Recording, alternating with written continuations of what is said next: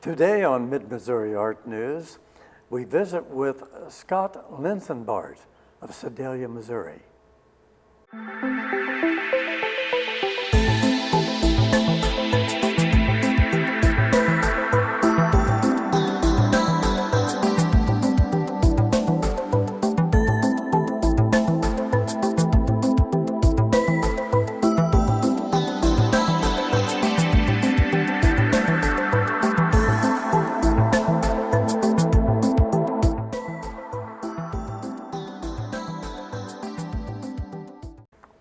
Welcome to JCTV, Mid-Missouri Art News, supported worldwide now thanks to YouTube by many art enthusiasts, coming to you from the capital city of Missouri, that's Jefferson City.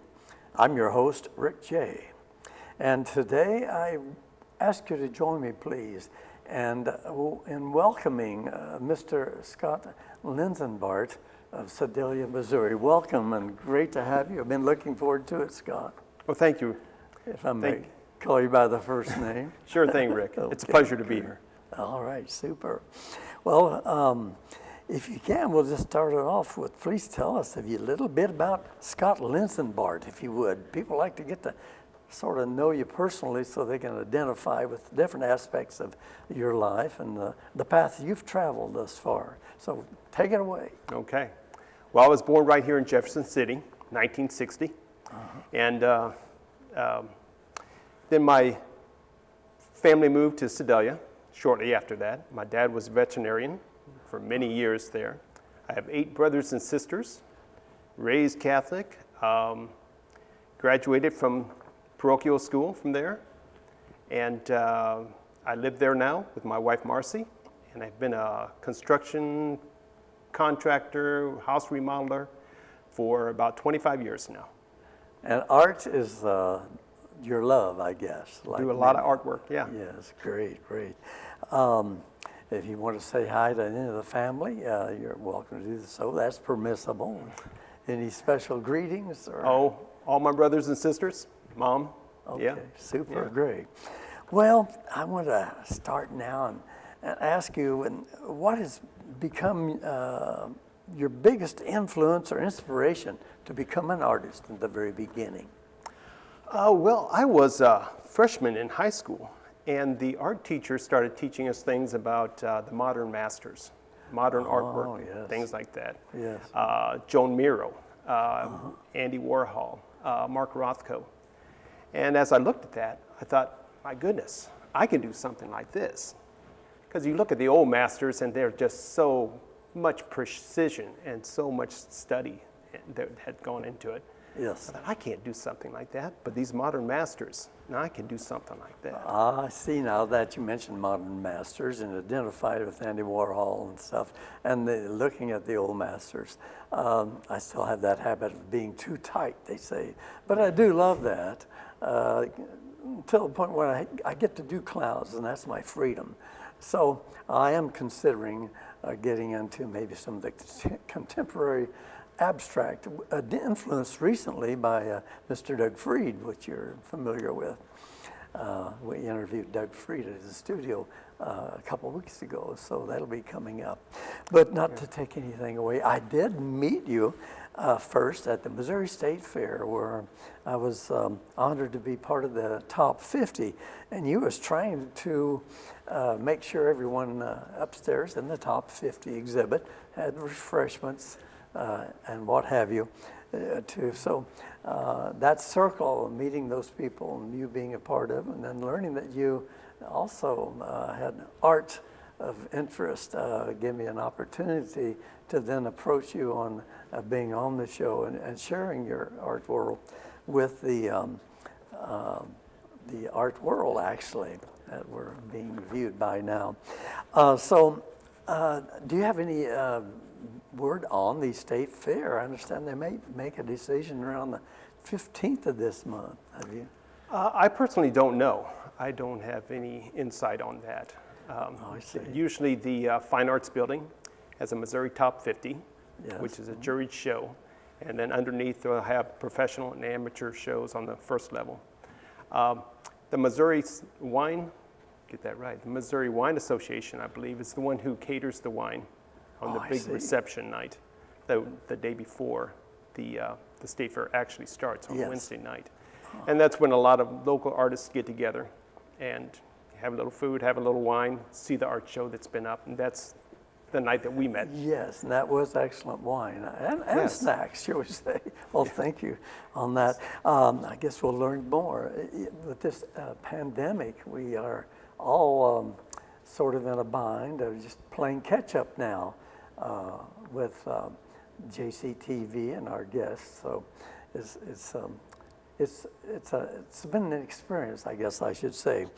Well, I want to ask you what the craziest thing that you've been involved in this type of arts or what have you? Oh, well, probably the craziest thing I've ever done is, it was probably 2007, I think. My sister, Janice Hargrave, who was an art teacher there in Sedalia, Missouri. Yes. She came up to me and said, have you ever done any butter sculpting? And I said, no, can't say I have. She was approached by a woman that wants to know if we would do some butter sculpting for them. And how it works is that you take a large amount of butter and put it on we built a steel frame and then put the butter on there and then did our carving. And the first year we didn't know what we were doing, but we knew we had to have some kind of a steel armature underneath. And so we built that first and then put 800 pounds of butter onto that. Oh, the first artwork was very comical, very cartoonish. We called her Elsie. Elsie, I see. And you'll probably have a picture of that come up here soon. We'll throw that on the timeline. But very comical, very unrealistic. You know, we didn't want to go too much of it was in detail, because we knew with so many farmers in the area, we were going to be called to the carpet, you know. Oh yes, those aren't wasting hooves. that milk and butter. Cow's hoofs aren't like that. But we just had a lot of fun with it. Right now, And for the next 7 years, we went on and kept going with that. We,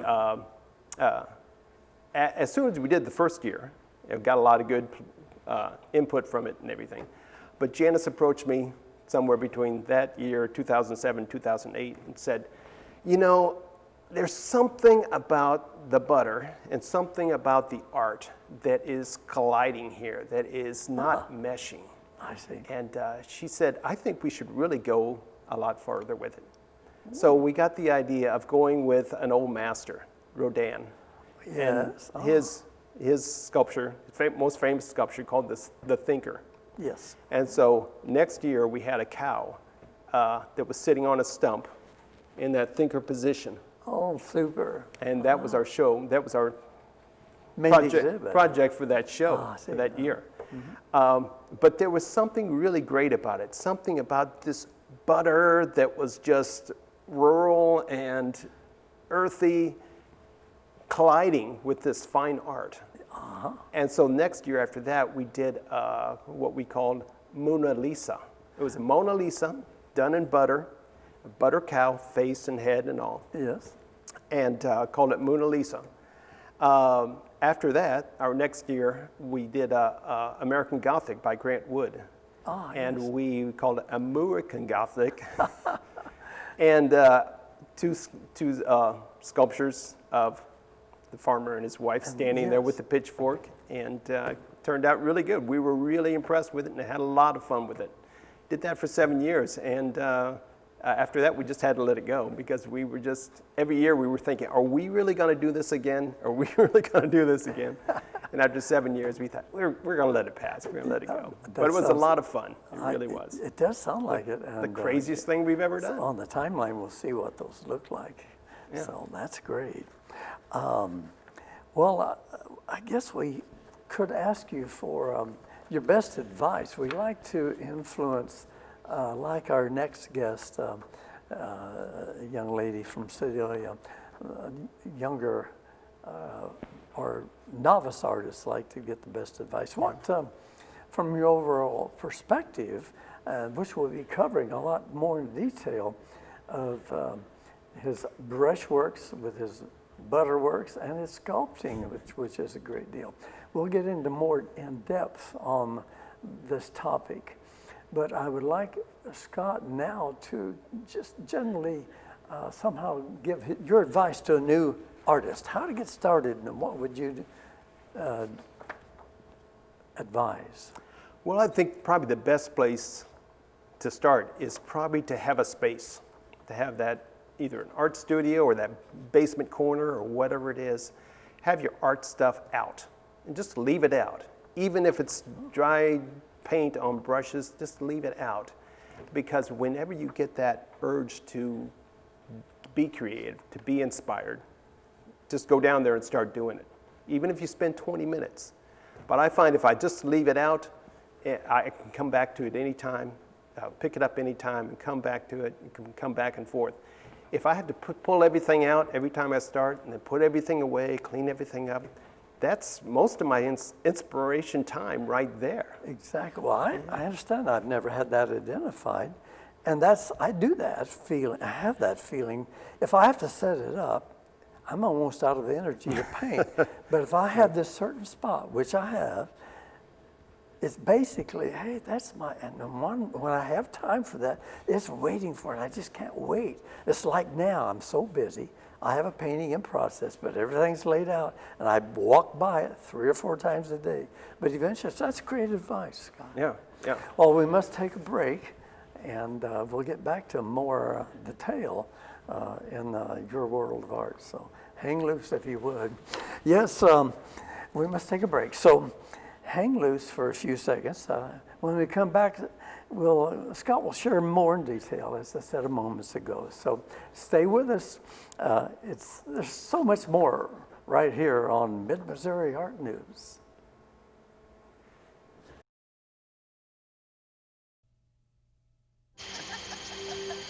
Places, everybody. Light check. 1, 2, 1, 2. Everything looks good on our end.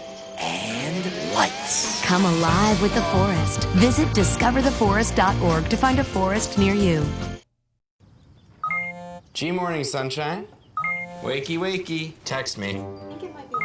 Are your parents home later? We can hang. LUV, love you. JK. Holla back. Holla back. Holla back. Are you with your friends? That's lame. We're in a huge fight right now. XO. Would you dream about something I did? Are you on your way to the mall? I'm lonely. Nude pics. Send me some. Text me. Welcome back to Mid-Missouri Art News. We continue our discussion with Scott Linsenbardt of Sedalia, Missouri. I'm your host, Rick J. Well, Mr. Linsenbardt, you shared a lot of information in the first segment, and I've surely gained the attention now of our viewers here on Mid-Missouri Art News. So we're going to jump back in and see if we can't pull out a little bit more information. I'd like to, if you would, discuss the fields of artwork that you're most interested in. A little bit of a brief introduction to your fields of work. Well, I think I began back in high school, back with acrylics, and did that for probably 3 or 4 years, if I remember right. And one of your earlier guests, Doug Freed, inspired me to move into oils. And so I started moving into oils after that. Since then, I've been had my fingers in just about anything.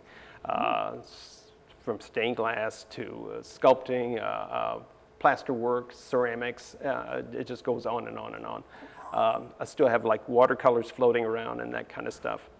One thing that inspired me that came out of that influence from Doug was a red series. And I took oil colors and thinned them down a lot. And I would run them over a textured canvas. And I don't know how many of those I made, but somewhere between 1980 and 1990, I made dozens and dozens and dozens. Who knows where they are now? I think I have 3 left. And we're going to share those on the timeline. There's probably a few on there. Okay, great. Are any of those your favorite that you'd like to bring up? And maybe the reason behind that? Or was that just a fun time and all 36 or whatever are part of that overall inspiration that you have? Well, I'd say if back then I took my art very seriously. I really worked hard on it and ran it and ran it and ran with it, and really spent a lot of time and a lot of labor trying to make it all work. When I was out in Virginia Beach for a while and then moved back to Sedalia back about 2001. And shortly after that time, I started finding these little pieces of metal that I would start picking up and thinking, oh God, that has a lot of personality. That's a lot of character. I'm going to keep this. Sure. So I started collecting this metal, not knowing what I was going to do with it. Someone was teaching a class called Found Metal Art Sculpture. Wow. And I was like, oh, this is what all this metal is. Yes. And so we went out and actually I took the classes, but I also spent a lot more time there building these sculptures and and I don't know how many I made, maybe a couple dozen or so. But it was a time that art was fun.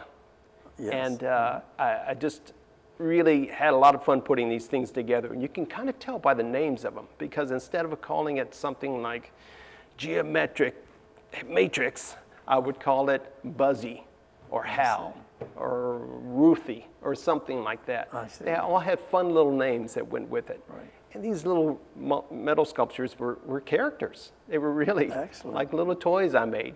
And that was a real fun time.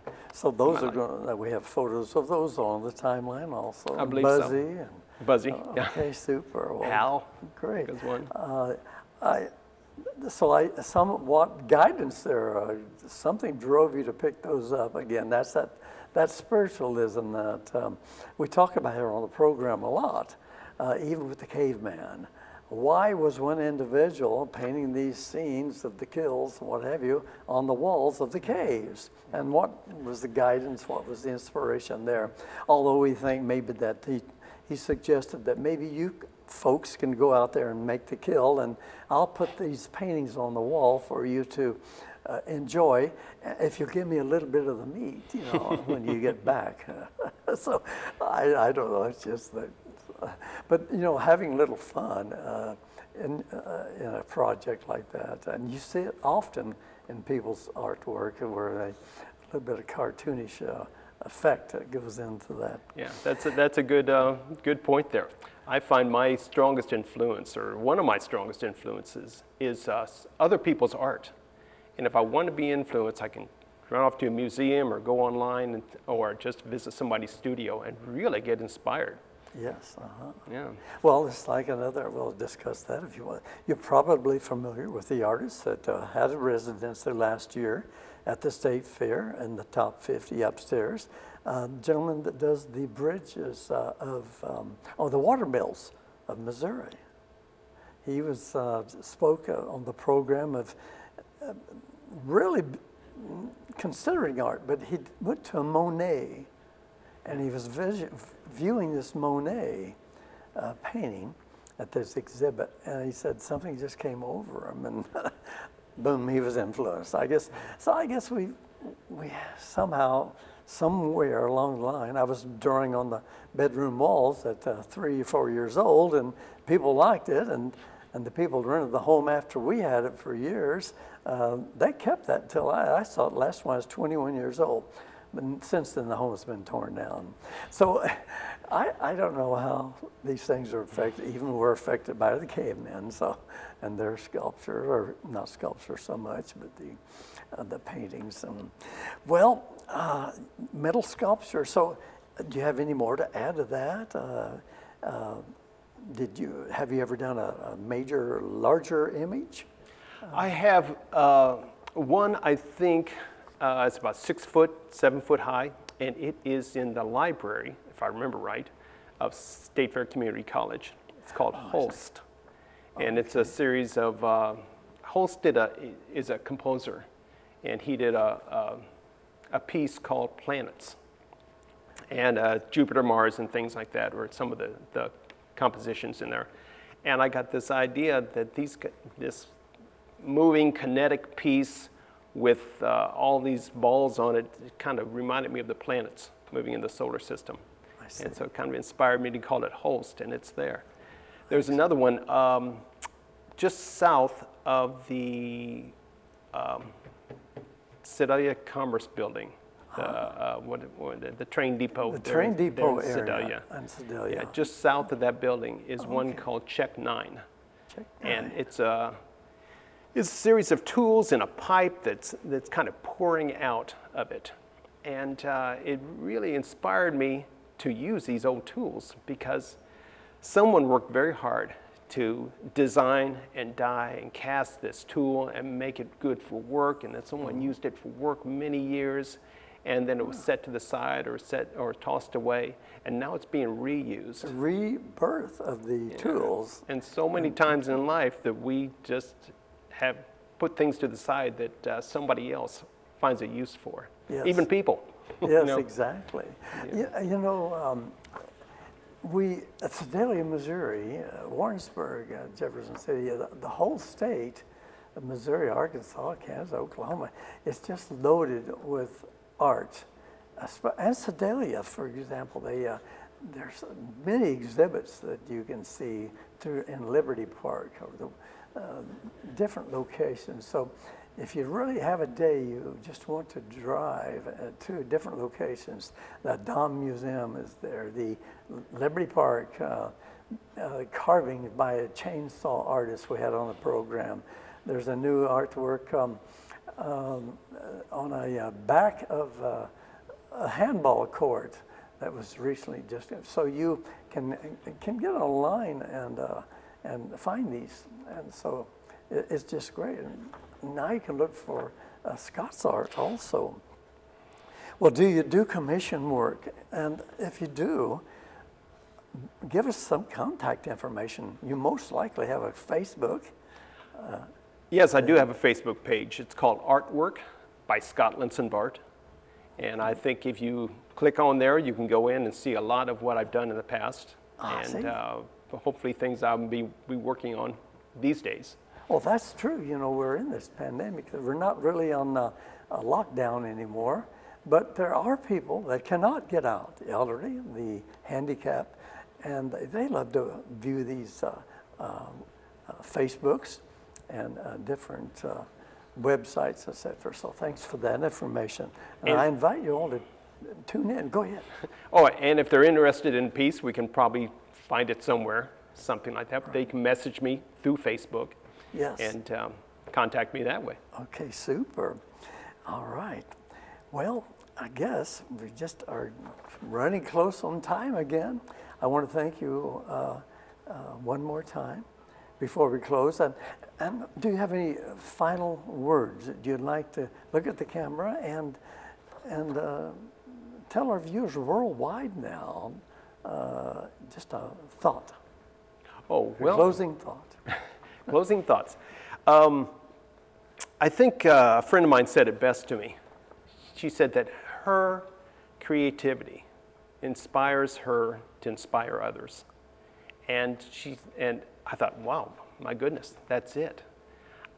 Whatever I do, creative-wise, all I really want to see is somebody else do something like it. Or say, you know, I really like the way he did this. I'm going to take it a step further. And I think that's really what community, how it all works together, how we all kind of harmonize and get along, that we're going to take this idea and run a little farther with it. Because running by ourselves is, it's a lonely process. That's an art community that we find when we rub elbows at an exhibit or at the Sedalia Visual Arts Association, or Mid-Missouri Arts Coalition, what have you, or Kansas City Arts Coalition, Jefferson City Art Club, they're there.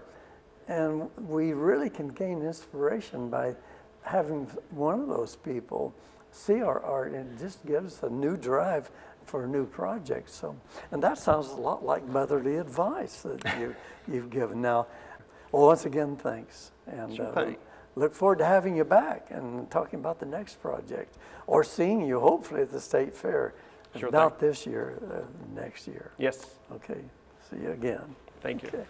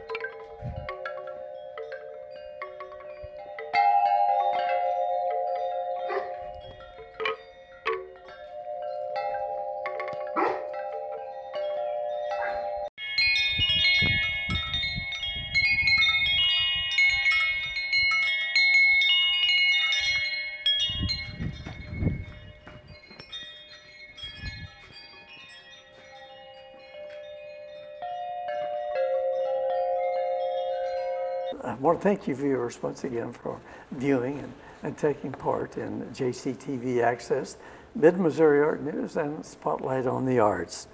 And I can't ever thank JCTV producer Gloria Enlow and crew, Art Gerhard for making it all possible and assisting us in camera work and throughout the engineering booth. So I'm Rick J saying see you next time right here on JCTV Access. And don't forget to check out YouTube. See you next time.